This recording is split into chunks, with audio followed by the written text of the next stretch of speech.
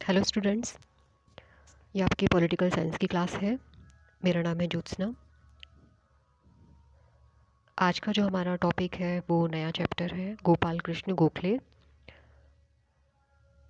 इससे पहले की जो क्लास थी उसमें हमने स्वामी दयानंद सरस्वती के बारे में जाना था, और आज जिन भारतीय राजनीतिक विचारक के बारे में हम अध्ययन करने जा रहे हैं वो है गोपाल कृष्ण गोखले। तो चलिए शुरू करते हैं आज का टॉपिक। सबसे पहले हम इनके जीवन के बारे में जान लेते हैं। गोपाल कृष्ण गोखले जो है, इनका जन्म 1866 में हुआ था और कोल्हापुर नामक स्थान पे हुआ था।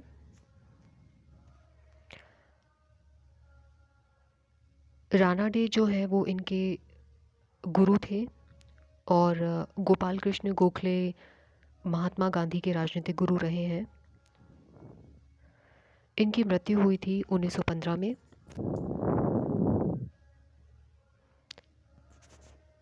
इनकी जो शिक्षा थी वो 1881 में इन्होंने मैट्रिक पास की। फिर उसके बाद में इन्होंने बम्बई में एल्फिंस्टन कॉलेज है, बहुत ही मशहूर, वहाँ से इन्होंने स्नातक की शिक्षा ग्रहण की।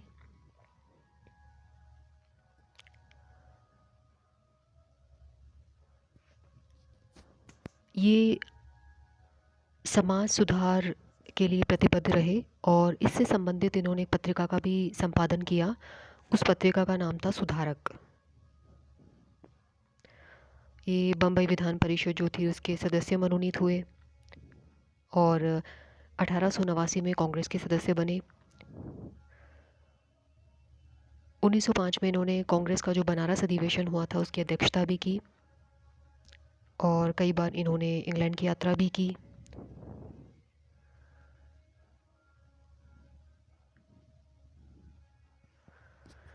तो इस प्रकार से ये था इनका एक संक्षिप्त जीवन परिचय। आगे हम जानते हैं इनके द्वारा स्थापित एक संस्था के बारे में जिसका नाम है भारत सेवक समाज, servants of Indian society, servants of India society, ये इसे कहा जाता है। ये संस्था क्या थी, किस पर्पज़ के लिए इसको स्थापित किया गया था, इसके बारे में हम जान लेते हैं। और ये जो छोटे प्रश्नों के अंतर्गत पूछा जा सकता है। तो देखिए, वो समय था जब ब्रिटिशर्स के खिलाफ राष्ट्रीय आंदोलन चल रहा था। तो गोखले को ऐसा महसूस होता था कि भारत में ऐसे योग्य, ऐसे प्रतिभावान, ऐसे निस्वार्थ लोगों की कमी है जो मातृभूमि की सेवा के लिए अपना जीवन समर्पित कर दें।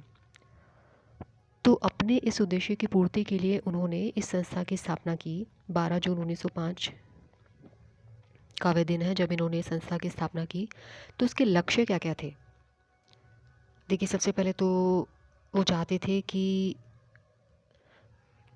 ऐसा एक कार्यकर्ताओं का एक वर्ग, एक ग्रुप तैयार किया जाए जो भारत की सेवा के लिए अपना जीवन समर्पित कर दे, क्योंकि राष्ट्रीय आंदोलन के लिए ऐसे ही व्यक्तियों की ज़रूरत थी। साथ ही इस संस्था का ये भी लक्ष्य था, क्योंकि गोखले जो थे वो अंग्रेजी शासन को भारत के लिए एक वरदान के रूप में देखते थे। तो इस संस्था का उद्देश्य ये भी था कि भारत के भावी विकास के लिए अंग्रेज और भारतीयों का जो संबंध है उसमें एक मधुरता बनी रहे। साथ ही लोगों में किसी जाति, वर्ग या धर्म या संप्रदाय की भावना से ऊपर उठ करके भारतीय होने की एक भावना का निर्माण करना।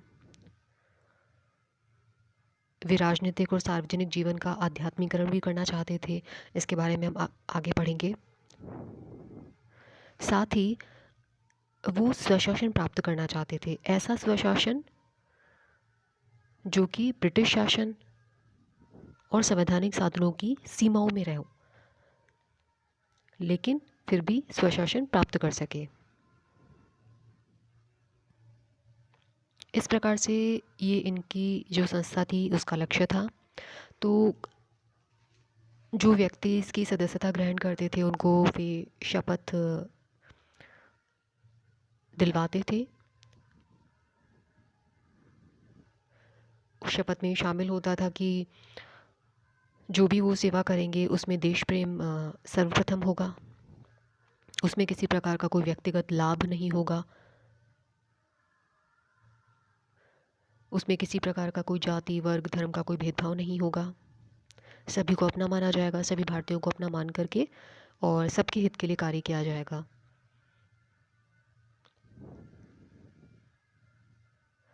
तो यानी कि वो व्यक्ति जो होगा, जो इस संस्था से जुड़ेगा, वो समाज के आदर्शों को ध्यान में रखते हुए कार्य करेगा, इसके विपरीत कोई कार्य नहीं करेगा।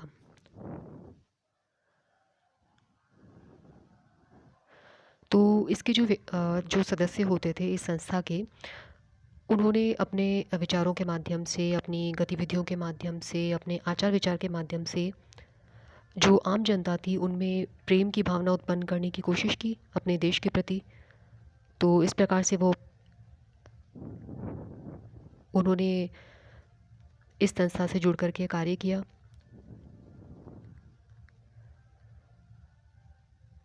इस संस्था के लोगों द्वारा, इसके वर्कर्स द्वारा राजनीतिक शिक्षा और आंदोलन को संगठित बनाने के प्रयास किए गए। विभिन्न समुदायों के मध्य सद्भावना को बढ़ाने का प्रयास किया गया। देश का जो औद्योगिक विकास है उसके लिए भी प्रयास किए जाए। विभिन्न समुदाय जो है उनके मध्य सद्भावना हो, साथ ही आंदोलन जो है उसे संगठित रूप दिया जाए, ये इसके कार्य रहे। तो देखिए, आपको इस संस्था के जो लक्ष्य हैं, जो हमने अभी पढ़े, जो उनके कार्य रहे, जो उनकी गतिविधियां रही, उससे आपको ये थोड़ा तो अंदाज़ा हुआ होगा कि गोखले का राजनीतिक चिंतन जो था वो उसका कितना उत्कृष्ट स्तर था। तो इस संस्था के माध्यम से देखिए गोखले ने स्पष्ट किया कि उनका जो दृष्टिकोण है उसका सर्वप्रमुख उद्देश्य क्या है? देश की उन्नति, जनता की उन्नति।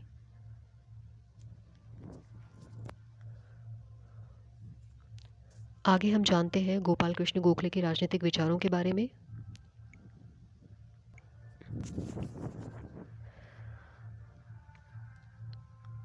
देखिए, राजनीतिक विचारों के बारे में सबसे पहले तो हम ये जान लेते हैं कि गोखले जो थे वो एक उदारवादी विचारक हैं।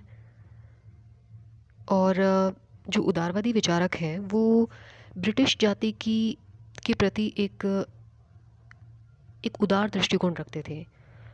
मतलब वो उनकी न्यायप्रियता में विश्वास रखते थे। वो ऐसी उम्मीद करते थे कि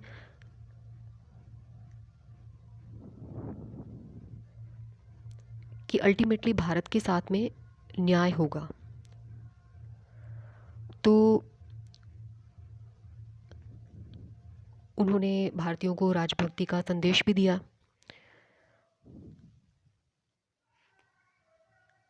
और साथ में गोखले जो ब्रिटिशर्स थे, इनके कल्चर से, इनके सिविलाइजेशन से, इनकी एजुकेशन से, इनकी लैंग्वेज से, इनसे भी बहुत ज़्यादा इम्प्रेस्ड थे।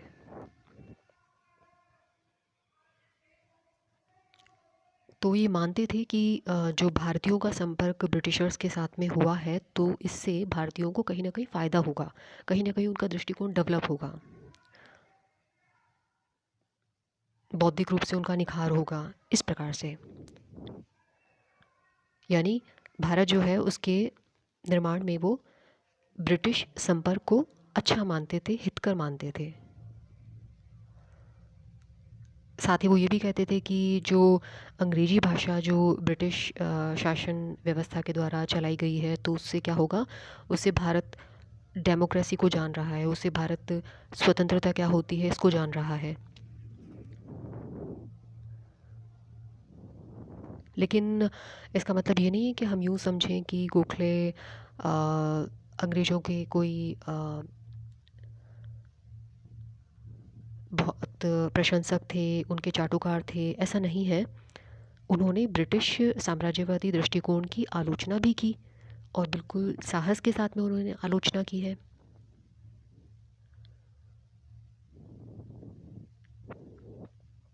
उनका भारत के प्रति, भारतीय राष्ट्रवाद में उनका बहुत विश्वास था, निष्ठा थी, प्रेम था। और भारत की जो सभ्यता है, संस्कृति है, इसके प्रति भी वो हमेशा आदर भाव रखते थे। इसी प्रकार से हम उनके दूसरे राजनीतिक विचारों के बारे में जाने तो गोखले, जैसा कि हमने जाना कि ब्रिटिशर्स की उदारता में, उनकी न्यायप्रियता में, इनमें विश्वास रखते थे। और उनका जो लक्ष्य था कि ब्रिटिश शासन के अंतर्गत ही संवैधानिक साधनों से स्वशासन की प्राप्ति करना चाहते थे। एक तरफ तो होते हैं उग्रवादी विचारक, ठीक है, जैसे कि लाल बाल पाल, और एक तरफ थे उदारवादी विचारक। तो गोखले जो थे वो उदारवादी विचारकों के अंतर्गत आते हैं। तो उन्होंने अपने जो साधन प्रयोग में लिए वे कुछ इस प्रकार से थे, जैसे कि न्याय के लिए प्रार्थना पत्र, प्रतिनिधि मंडलों के द्वारा या सभाओं के द्वारा या याचिकाओं के द्वारा, इस प्रकार से। गोखले ने सत्ता के केंद्रीकरण का भी विरोध किया। तो इस बारे में उनका ये सोचना था कि भारतीयों को अधिकार कब मिलेंगे, जब ब्रिटिश सरकार विकेंद्रीकरण की नीति अपनाएगी, और विकेंद्रीकरण की नीति अपनाने के साथ साथ भारतीयों को सत्ता में भागीदार बनाए। इसके लिए उन्होंने विभिन्न प्रकार के सुझाव भी दिए थे, जैसे कि जो प्रांतीय विधान परिषद हैं उनके आकार में, उनकी शक्ति में वृद्धि की जाए। इस प्रकार से गोखले ब्रिटिश शासन व्यवस्था में जो कमियां थी, जो दोष थे, उनसे भी परिचित थे। और अभी हमने जाना कि अगर उन्हें कहीं कोई कमी लगती थी तो बिल्कुल निर्भीकता के साथ उन्होंने इसकी आलोचना भी की, क्रिटिसाइज़ किया। जैसे कि उन्होंने एडमिनिस्ट्रेटिव रिफॉर्म्स पर बल दिया। उन्होंने सरकार पर इस बात का दबाव डाला कि सरकारी कर्मचारियों की संख्या कम की जाए, सैनिक व्यय कम किया जाए, व्यय वहाँ किया जाए जहाँ पे जन कल्याण हो।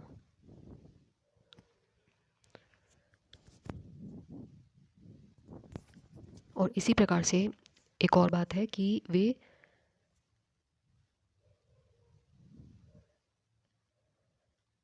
सार्वजनिक जीवन के जो उद्देश्य थे उनकी प्राप्ति के लिए साधनों की पवित्रता में वो विश्वास रखते थे। यानी कि वे राजनीति का आध्यात्मिकरण करना चाहते थे। यानी उनका ये कहना था कि अगर साधन पवित्र होंगे तो तभी जा कर के जो साध्य है, जो उद्देश्य है, जो लक्ष्य है, उनमें पवित्रता होगी।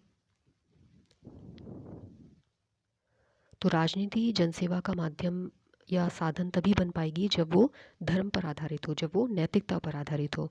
और देखिए, इसी उद्देश्य की पूर्ति के लिए उन्होंने क्या किया था, भारत सेवक समाज की स्थापना की थी 1905 में। तो स्टूडेंट्स, ये था गोखले के राजनीतिक विचारों के बारे में अध्ययन। आज के लिए इतना ही। Thank you.